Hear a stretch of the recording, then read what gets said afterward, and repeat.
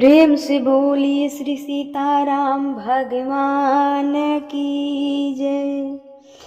गोस्वामी तुलसीदास महाराज की जय। सतगुरुदेव भगवान की जय। वेद शास्त्र दर्पण के जैसा है। हमारा वेद शास्त्र दर्पण के जैसा है। जैसे आपके चेहरे पर लगा काला दाग, आपके चेहरे पर लगा काला दाग जब तक दर्पण नहीं देखोगे पता नहीं चलेगा। जब तक दर्पण नहीं देखोगे पता नहीं चलेगा। वही जब दर्पण देखते हैं तो पता चलता है यहाँ लगा है। जब दर्पण देखते हैं तो पता चलता है यहाँ लगा है, तो साफ कर लेते हैं। उसी प्रकार वेद शास्त्र है। आप जो जीवन जी रहे हैं इसमें कहाँ त्रुटि है, मतलब कहाँ काला दाग है, कहाँ त्रुटि है। शास्त्रों को सुनकर पढ़कर देख करके जहाँ त्रुटि है ठीक कर लीजिए। अपनी त्रुटि को, अपनी गलती को सुधारा जा सकता है। इसलिए वेद शास्त्र का पढ़ना बहुत बहुत बहुत जरूरी है। आज के युग में तो अति आवश्यक है। आज के युग में तो अति आवश्यक है। इसलिए कम से कम रामचरितमानस ये तो पढ़ने योग्य है ना, ये तो कोई पढ़ सकता है ना। रामचरितमानस का कम से कम 5-5 दोहा प्रत्येक दिन पढ़ा करो। आपके डबल पीएचडी इस पर बार बार जाएंगे। आपको पीएचडी करने की अभिमान हो ना, तो जितना भी रामचरितमानस, रामायण, श्रीमद् भागवत पढ़ोगे उतना बार एक न एक नई कथा खुलकर आती है। आप कितना भी अभिमान करते हो कि हम पीएचडी किए हैं, कई पीएचडी की डिग्रियां यहाँ फेल हो जाती है। इसलिए रामचरितमानस अपने शास्त्रों को पढ़ो, सुनो, समझो, तब जाके हमारे जीवन में जो त्रुटि है, जो हमारी गलतियां हैं, उसे हम सुधार पाएंगे। वरना गलती करते जाओगे तो फिर मनुष्य का तन बड़ा भाग से मिला है, फिर मिलेगा नहीं, फिर मिलना असंभव है। इसलिए मनुष्य का शरीर मिला है तो भगवान का चिंतन कर लो और ढूंढ लो अपने आप में, सुधार लो अपने आप को। इसके पहले हमने कथा सुनाया, भगवान श्री राम ने धनुष तोड़ा, माता सीता और भगवान श्री राम का जयमाल हुआ। जैसे राम जी ने धनुष तोड़े, परशुराम जी आ गए, बड़े क्रोधित थे। जैसे राम जी ने धनुष तोड़े, परशुराम जी आ गए, बड़े क्रोधित हैं। किसने धनुष तोड़ा?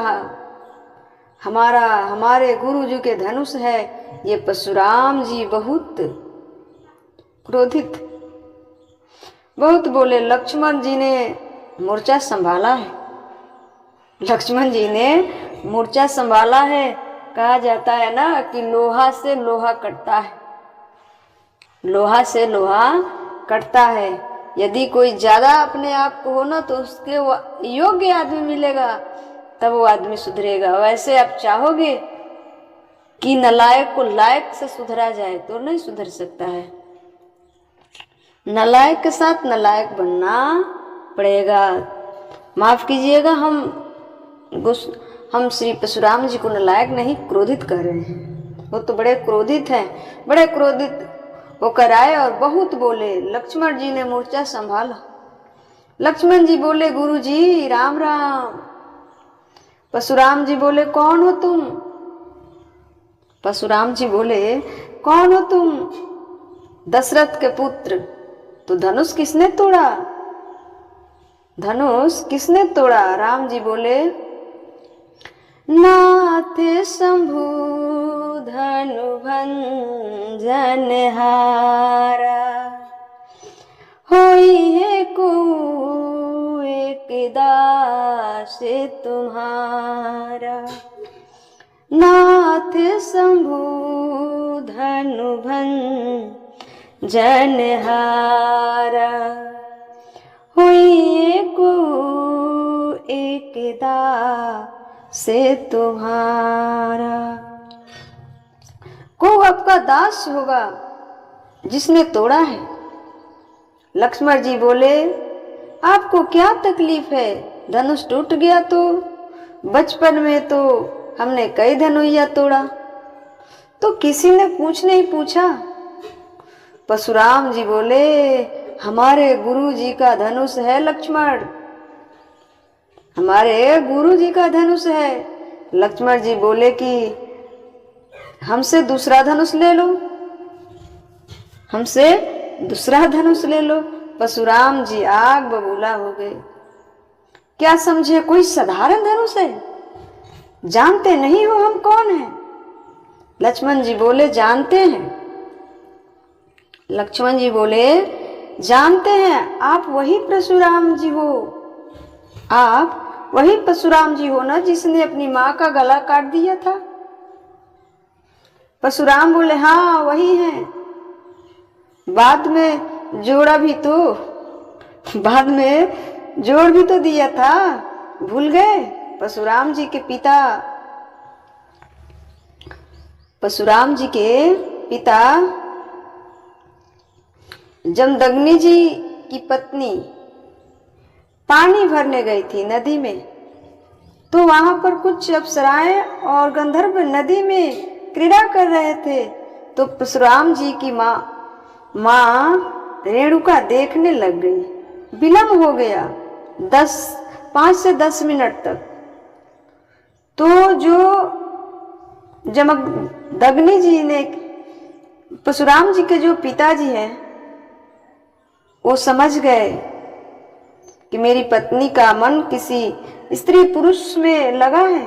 तब परशुराम जी आ गए फरसा लेकर। परशुराम जी ने कहा, पिताश्री चरणों में आपके पुत्र का प्रणाम स्वीकार कीजिए।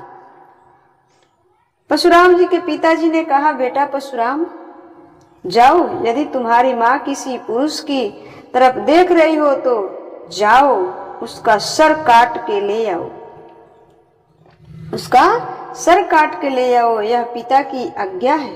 परशुराम जी गए तो सचमुच इनकी माँ वहां कुछ लोग स्नान कर रहे थे, कुछ लोग स्नान कर रहे थे तो उनको देख रही थी। ये स्वाभाविक है कि कोई तालाब में उछल कूद करता है, आदमी देखने लग जाता है। परशुराम जी गए और अपनी माँ का सिर काट दिए। परशुराम जी क्या किए?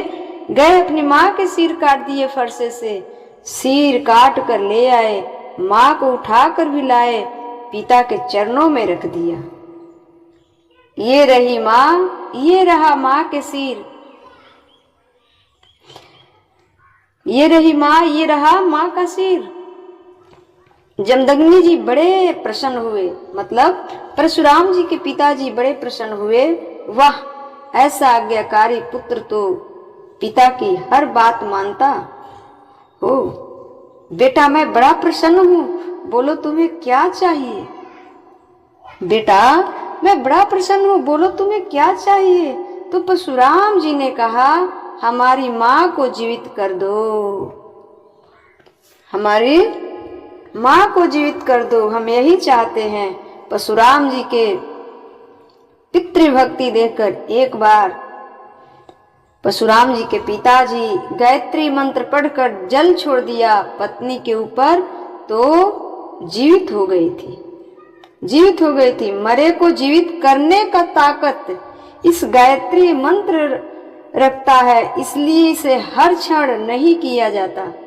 बड़ा पावरफुल ये मंत्र है, इसलिए सबको नहीं जपना चाहिए, बहुत सावधान रहना होगा। गायत्री मंत्र बिजली का तार है, गायत्री मंत्र बिजली का तार है, बल्ब लगा दो तो उजाला कर देगा और किसी को पकड़ लिया तो मार देगा।